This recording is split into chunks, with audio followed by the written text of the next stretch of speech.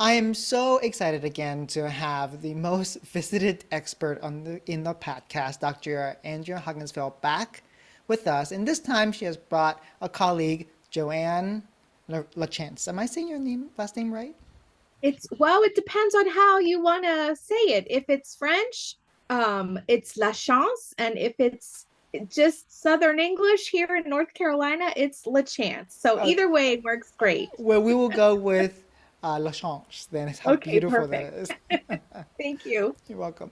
Andrea is known, Dr. Hungesfeld is known for her prolific work in teacher collaboration. And when she brought out this book on collaborating in dual language programs, I was like, yes, I need to have her on the podcast again.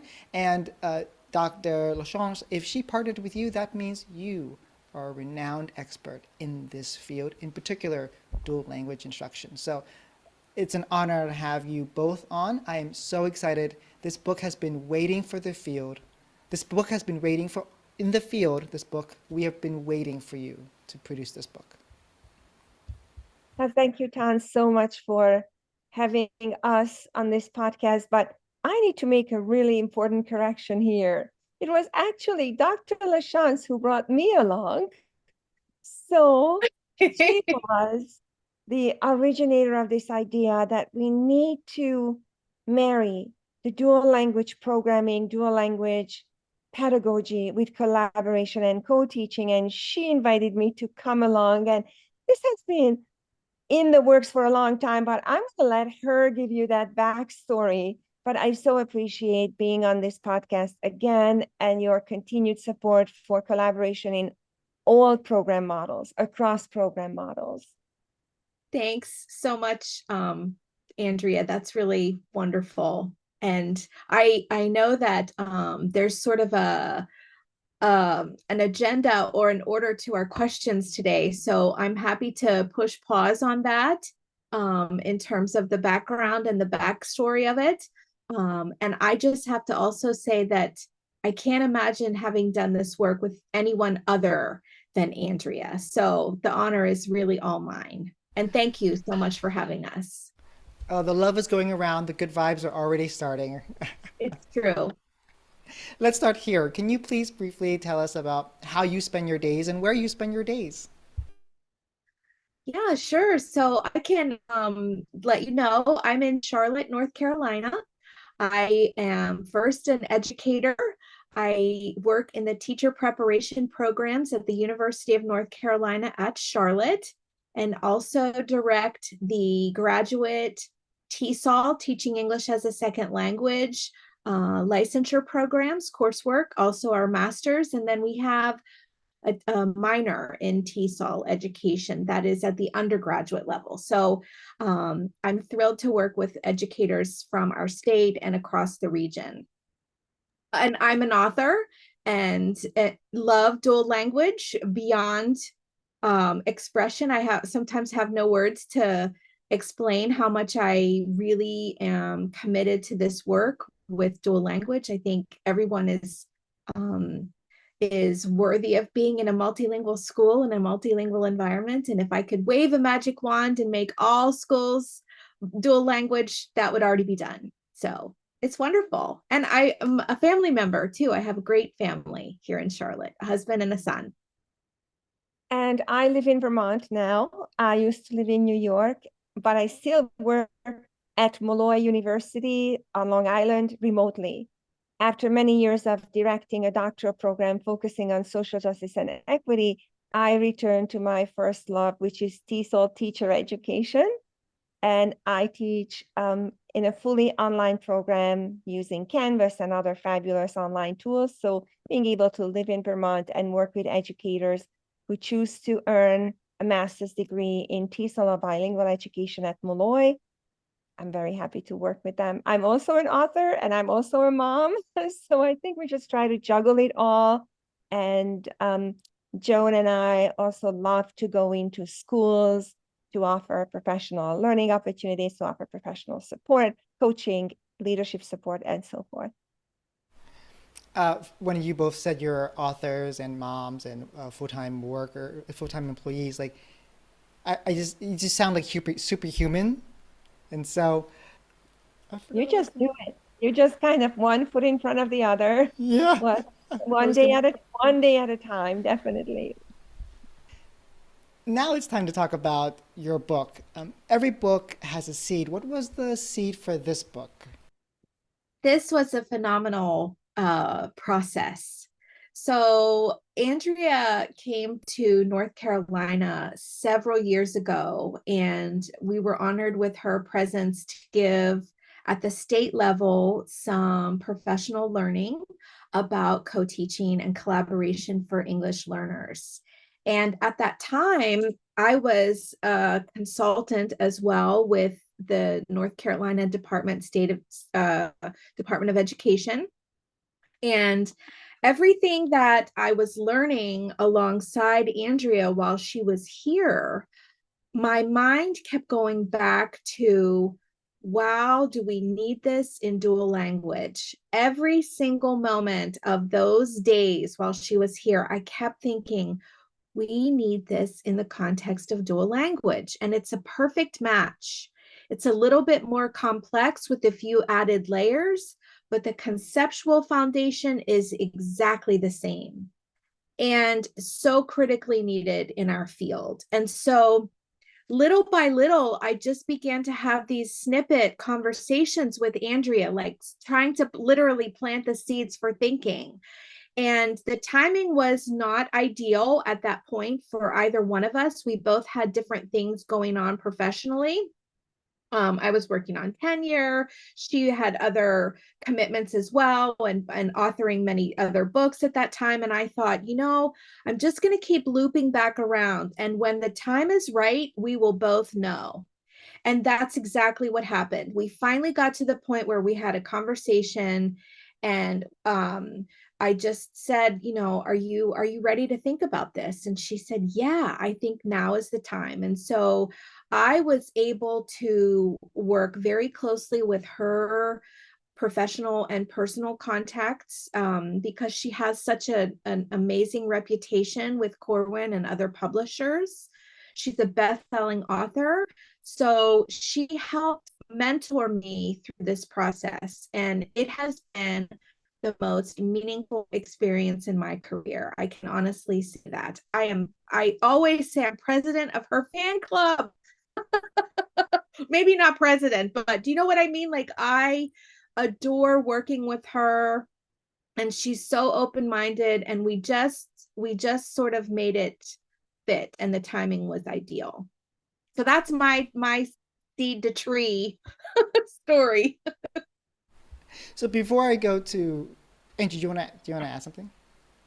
Yes, Joan, that was just too much. But I so True. appreciate your friendship, our professional partnership for this work and beyond, because you open my eyes to yet another program model where collaboration is a must. And I've learned just as much from you as you learned from me. This was an amazing two-way partnership where I've always felt that writing a new book is a process of learning about something. You learn about yourself, you learn about your new co-author. This was our first co-authored piece, longer piece. We co-authored research articles before. Yeah. We co-presented. So it was not a brand new partnership when we began working on this book. But when you create something, it's always a pathway to learning and new discoveries. And Joan was my guide to dig really, really deep into dual language education and to value and appreciate this field. And I've learned a lot from you, and I will cherish this opportunity forever. So Joan, and I'm gonna ask you this then. Since you're the expert here in this conversation with dual language, would you share with us a story that has really stuck with you, that you've seen the power and the magic of dual language, and maybe that story is connected to collaboration? Absolutely. There are so many wonderful stories. So the first one that comes to mind is, I mentioned earlier that I'm also a mom. And my son, who is now 21, came to live with me and my husband when he was 8 years old. and he was fully French speaking. My husband is from Montreal, and so he and his son, when we got married, came obviously to North Carolina to live with us. And fast forward, I was so committed to helping him maintain and grow his French language, because that's what he was coming with, very little English. And I helped him get into a dual language immersion school here in Charlotte. And I was suddenly faced with trusting the process, because prior to that, I had a really close relationship with Wayne Thomas and Virginia Collier. As you're well aware, their research in our field is pivotal. And so I was suddenly looking around thinking, okay, I've been talking this talk. Now I actually have to walk the walk. And as a parent, my role switched to see how will this dual language environment assist with his development of biliteracy. And I jokingly say he was maybe what we would call just a common student. It wasn't as if there was some talented, like he wasn't over here on the extra smart. He's very smart, don't get me wrong. What I'm trying to say is there wasn't another anomaly with his language development. Okay, so I just had to trust dual language. Fast forward again, he entered in the middle of the school year. By the end of the school year, he was scoring in the highest levels of the English and math state grade level tests. And so I was able to then step back really as a parent and say, wow, this is what it needs to be. Now, in terms of the other part of your question with the collaboration piece, I sincerely believe the reason that one of the main reasons that happened was because his classroom teacher collaborated regularly with the ELD teacher at the school, not so much to force the pull-out services, but to really look at, okay, what's happening in the general education classroom? Where might he need extra language support or not? And how are we going to look at his character and his personality and where he would thrive the most? And he also had an IEP at that time. So there were conversations with the special education people. And what they determined was he functioned better when he was alongside his peers, no surprise, because he had more authentic opportunities to be learning language in both French and English. And so that sort of was the really solid point for me that, okay, I've been reading about this, I've been observing other people's children in the classroom. Now I've seen one that lives in my home, and just sort of watched him develop to be this biliterate, bilingual person. Well, that's an amazing story that shows the statistics that, like Dr. Virginia Collier and Wayne Thomas, Thomas. yes, their research found that, oh my goodness, when we looked at all the variables, taking like poor schools, rich schools, rural, urban, the thing that was a common denominator between the highest performing students were that they were in dual language programs, right? And so I am, like being part of the field, I know the power of dual language program. Though I work in a sheltered English program, I wish I was working in a dual language program, because I know that's how the greatest growth is, right? So it's great to see that there's a statistic, but there's like a real life, a face to that. You just shared with us, Joan. Thank you. Let's move to the book now. The structure of the book follows the collaborative instructional framework. Before we get into the chapter, can we talk about that framework as the structure of the book, Andrea? Sure. So just a reminder, if your listeners might not be familiar with the exact structure of the collaborative framework that we're using, it has 4 phases. It starts with co-planning, co-teaching, co-assessment, and reflection. Now, it's very interesting that you might think that in a dual language program, not everybody co-teaches. So one of our mottos was that you don't have to co-teach you could still collaborate. You could still co-plan, and you have to co-plan. You're still going to look at your students' progression, and you look at data together as the students develop proficiency, language, literacy, and grade appropriate content in two places, in two languages. And it's a continuous cycle of reflection and improvement. But if you have a chance to co-teach or team teach, creating a partnership teaching situation, which we can talk about a little later, then the dual language program will also be most fitting for the collaborative cycle, or vice versa. The collaborative cycle will be well fitting with the dual language programs. And we also want it to be consistent. This cycle of collaboration actually comes to us from special education. Maria Dove and I have adapted it. We adopted it first, and then we adapted it to the ELD, English language development, or multilingual development context. And it made perfect sense to continue with the same model so that the message is consistent to educators that indeed you can collaborate across program models. Yeah, your instructional framework was so pivotal for me. When I started co-teaching, I thought it was just co-teaching, and then I saw the model, I was like, oh wait, there's more than that. And then when I read your title, I was like, wait, of course, dual language can involve collaboration as well. So I'm happy that you have married them both together. Let's talk about chapter 2, which is about the foundations of dual language programs. Can you talk about the foundational principles, Joan? Absolutely. Absolutely. It's a really wonderful, well, all the chapters are wonderful, but I love this chapter so much, especially because it presents itself in the beginning of the book. It is an sort of a look back in history, and then moving us forward so that we can try to catapult what we've already learned, right? Like catapult from what we've already learned in the field. It's no secret that bilingual education has had a bumpy ride in our history in the United States. It's very common that even in current days of our current era of education, there are hot topics that are still out there in our field. Who needs dual language more? How can we have more highly qualified teachers? I mean, the array of discussions is quite broad.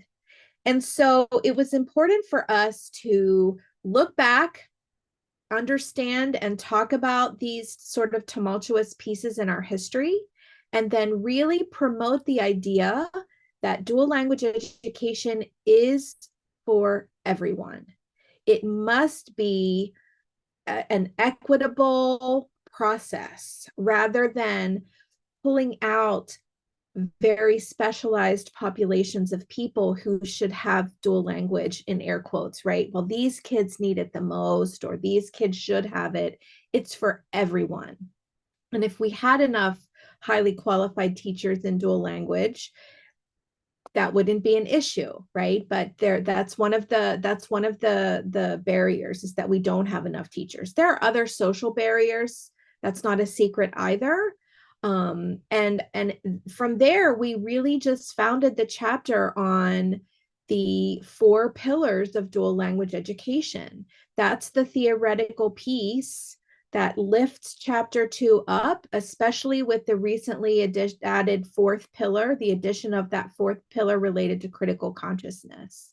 So it's about high academic achievement, biliteracy development, sociocultural development, and then that added piece of critical consciousness.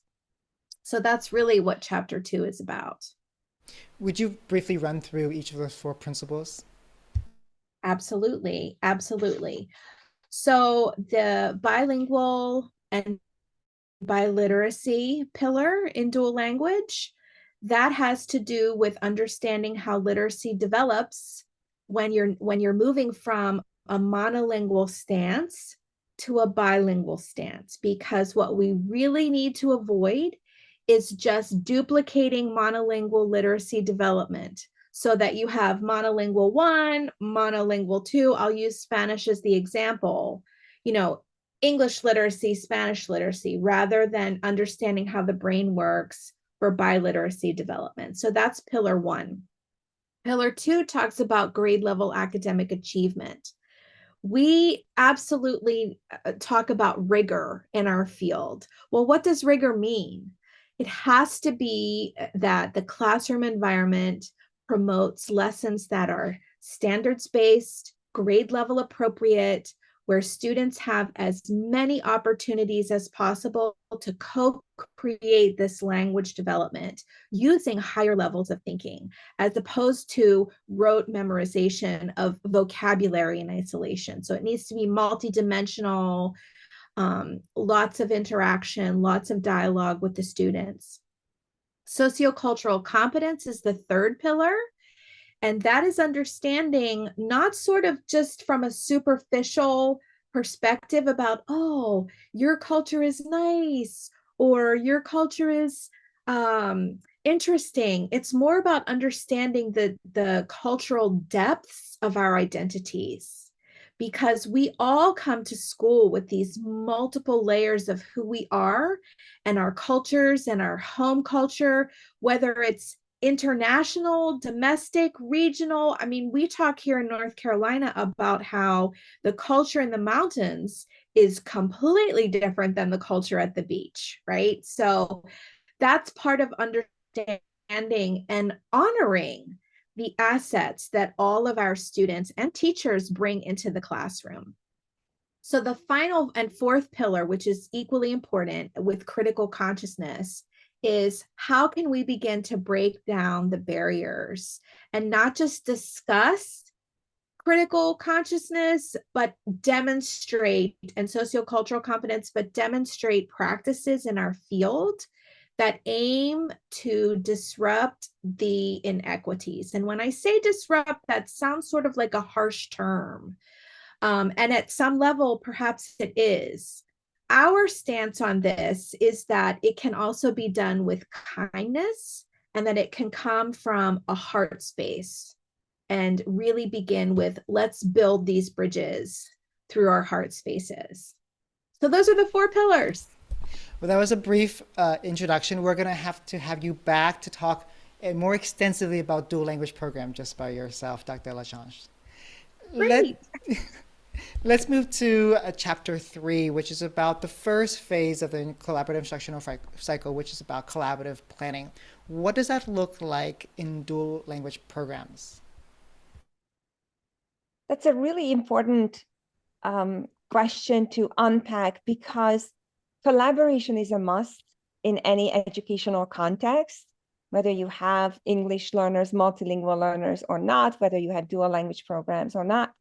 But when it comes to creating a viable dual language program, collaboration is a non-negotiable. There are so many partner educators who have to collaborate with each other. First of all, the dual language partners, if there are 2 educators who provide the program to the same group of students, but we often have teaching assistants, paraprofessionals, instructional aides who are multilingual and are pivotal to the success of this program.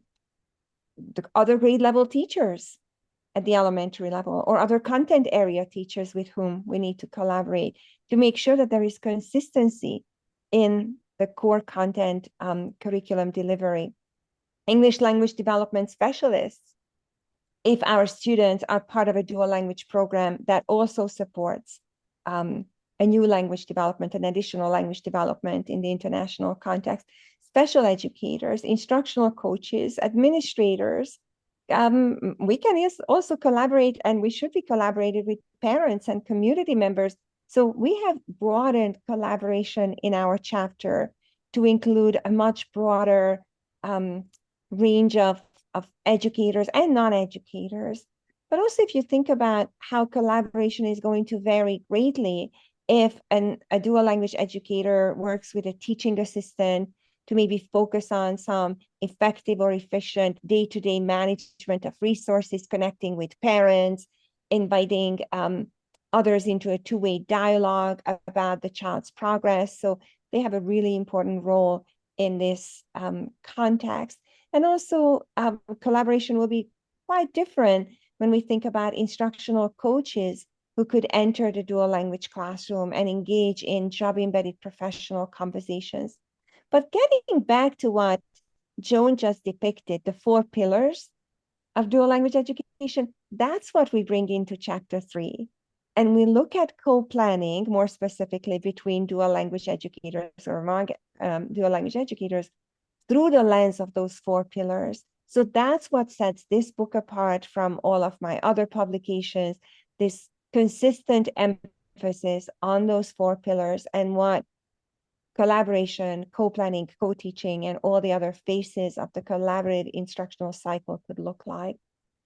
Joan, did you want to add something to that? I know this was such a fun project and chapter to write. We even included technology infusion in here, contemporary instructional practices, research-informed instructional tools. So we really tried to bring a cutting-edge chapter to our readers about how co-planning from curriculum mapping, curriculum alignment to the day-to-day instructional planning could look like, and not just could look like. We have several practitioner researchers and practitioners, classroom teachers, educators who provided their own experiences through short vignettes, their tools, their examples, their student work.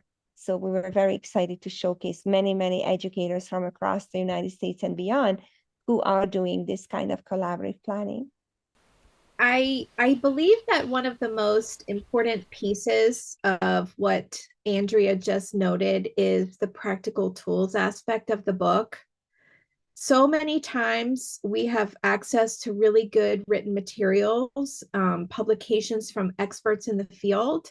And then we're, without malintent, we're left with this question of, okay, so what do I do with this information? If I'm out in the field as a teacher on the front line, how do I make this, what I've just learned, transfer into my daily practices? And that is also a piece of this book that sets it apart from other dual language publications, is that there are all kinds of really important practical tools peppered throughout every chapter so that people are learning something, stopping, reflecting, thinking about how does this apply to my real world context, and then looking at how can I use this tomorrow, or how could I use pieces of this tomorrow and pieces next week and other pieces with my long-term goals. That is such an important aspect of the book. What sets this apart from other publications focusing on collaboration is how intentional we were about dual language development, dual language learners, dual language classrooms. So in the co-planning chapter, we focus on co-planning for multilingual, multimodal, and multi-level practices and resources. We focus on co-planning for bridging, which is the widespread practice in dual language classrooms to invite our students to participate in both languages at the same time, so that we're not isolating language practices, but that they are integrated and authentic as the students are transferring academic concepts, skills, and also develop meta-linguistic awareness and cross-linguistic strategies. So we focus on the bridge a lot. We also focus on planning for translanguaging and planning for academic language and disciplinary literacy. So it was so exciting to truly stretch my thinking and the boundaries of collaboration and co-planning by virtue of working with Joan. And that's what's in this chapter. It sounds already like a really, really clear, practical chapter of ways to think about co-planning. So thank you for that. Let's move to the next phase, which is about co-teaching. Would you talk about that in dual language programs? So building on what we just discussed about the previous chapter, looking at co-teaching, that is one of the perhaps most challenging aspects, might we say, just especially if you are sharing a classroom.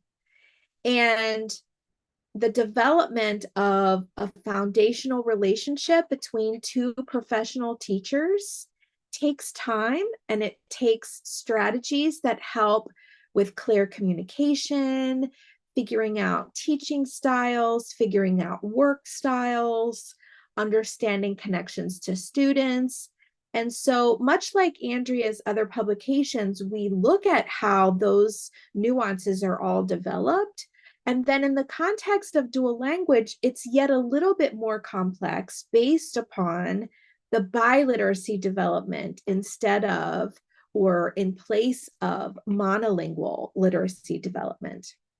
The other piece that I want to emphasize here is that we were very strategic in the book to emphasize that co-teaching can happen with multiple program languages and in international contexts as well as contexts in the United States. So perhaps the partner languages don't even include English. It could be something as dual language as Finnish, people learning Finnish, and people learning Swedish, right? Whatever those languages are, the partnerships are still there, and occupying the same space, thinking about standards, what standards do we need to use? How do we get how do we co-teach so that the students are authentically interacting with each other based on what we as co-teachers are modeling? What do they see from us? So that's a really sort of magical aspect of the co-teaching piece. And then in dual language, other people end up coming into the classroom as well to provide ancillary support services. So how can we elevate their positions in the classroom as well so that everybody is co-teaching and collaborating simultaneously, as opposed to, I'm going to work over here in my corner in isolation. I'm going to work over here with this group in isolation. And perhaps specialized instruction happens like that in certain times during the day, but it doesn't stay in that that isolating. There's a lot of bridging, a lot of coming together where there's small group, whole group, things like that. Would you give us a specific example of that when you see simultaneous co-teaching in dual language programs to set us a little scenario? So perhaps you have a classroom where the content is math, okay? And the language of delivery for math might be Japanese. And so you may have a Japanese teacher in the classroom, and you may have an elementary education teacher in the classroom who is also looking at math, right? Like they're both elementary ed, so they both have math skills, and they may both be delivering the instruction about math, but if the math is delivered through Japanese, the Japanese teacher may have worked to co-plan with the other co-teacher to say, okay, how will we really strategically develop the Japanese language as we explore these math concepts? So even though in that situation, the Japanese teacher perhaps took the lead during the planning, actually in the classroom, they're both working with whole group at some portions of the time. Or perhaps they've split, right? And they have two small groups. And the Japanese teacher is working with a particular group of students for whatever reasons they've decided that's necessary. And the English speaking teacher is working with a particular group of students for whatever reasons they've determined are necessary. Even though the language of math in that program is through Japanese. So it's really sort of this ongoing, organically developing process with some foundational structures in place. Andrea, do you have another scenario that you might like to present or something you've seen? Yes, definitely. So I wanted to just circle back to the way in this chapter we redefine co-teaching again for dual language education.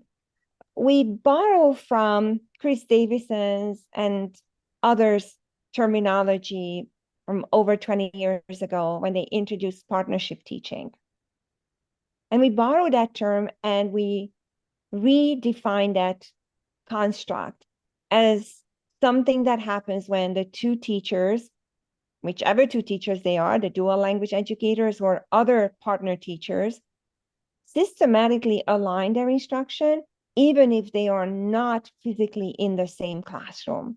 So that was really important for us to not define co-teaching very narrowly, that type of partnership teaching or collaborative teaching, we were really grappling with these constructs and had to make sure that it makes sense to every type of configuration in dual language education. When they co-teach or partnership teach, if they share the students, they work with the same group of students, but maybe one teacher has that group of students in the morning, the other teacher has that group of students in the afternoon. So we have dual language configurations in all kinds of ways that allow teachers to work together.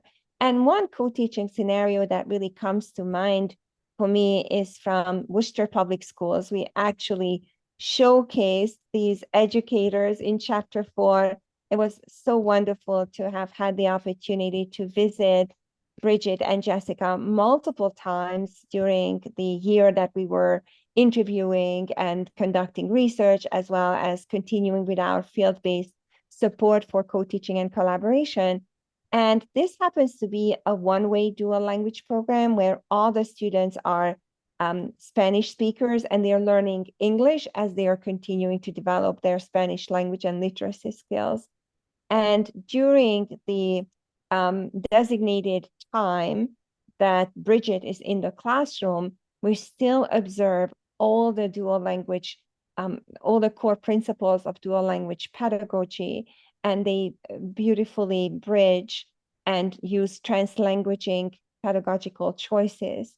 In this first grade classroom, there is language attached to motions and songs and chants, lots of station rotation and opportunities for the students to work in small groups with both teachers, being able to participate in a play station where, so to speak, the students in a center where they have inventive play opportunities, so they develop language as they engage in grade and age appropriate activities. I really appreciate that example that you talked about in Worcester, and I can see the redefinition of co-teaching as teaching in the same space as to co-serving the educational needs of students wherever you are and wherever they are. And so that has really been helpful. And teachers who are listening, who are not in dual language programs, can also apply that to their monolingual programs or the sheltered English programs where they're working with a content teacher. Say, how can we co-serve the education needs of students? Let's move to the second to last phase, which is co-assessing. What does co-assessing look like in a dual language program? That is a really important question. Co-assessing in a dual language classroom. There are so many layers of authentic assessment, and in our book, we really give significant emphasis to the work of Margot Gottlieb and all of the things that she has given our field in terms of looking at different ways, aside from standardized testing, that we can short-term and long-term measure students' goals, right? Measure their language outcomes, measure their content outcomes, look for ways to capture all of the things that they can do and the things that they know. When we look at co-assessment in the context of dual language, it's critical that teachers have ongoing conversations, not just with each other, but with other grade level teachers, administrators, all of these other professionals in the program who have shared goals, right? That our kids will develop, our kids will grow in language development and in content. So it's making sure that when the teachers are co-planning and when they are co-teaching, whether they're occupying the same classroom or not, as you mentioned, co-serving, that they are collaborating about the outcomes. What patterns are they noticing? What shifts do they need to make in the materials that they perhaps have selected to use to promote a particular content area goal? Or what other shifts in the instructional practices need to take place to increase the amount of time that students are collaborating and co-creating language with each other? So it's very similar to what we would say is co-assessing for English learners. It's just really shifting that mindset to think about, how does this work with both languages? How does this work within both languages in the program? And how do we bridge our topics and our standards so as not to just repeat them? Right, that we're talking about something in one of the program languages, or we're designing instruction that focuses on a standard related to a topic, and then the next portion, when that language development occurs with the second partner language, that it's not just a repeat of what occurred in the other language, like that it's bridging and building. Yeah, I hear what you're saying. Assessment is assessing as learning. And so we're trying to figure out, oh, okay, here's what students are doing. I see that if students are working on this document and they're not really understanding this, what can we do together? And so let's tweak it for the next class. And so that's what you're really saying. That's where collaboration can happen as well. Let's Yes. move on to the final stage, which is co-reflecting. What does that look like in a dual language program? We always take an asset-based approach to everything that we do.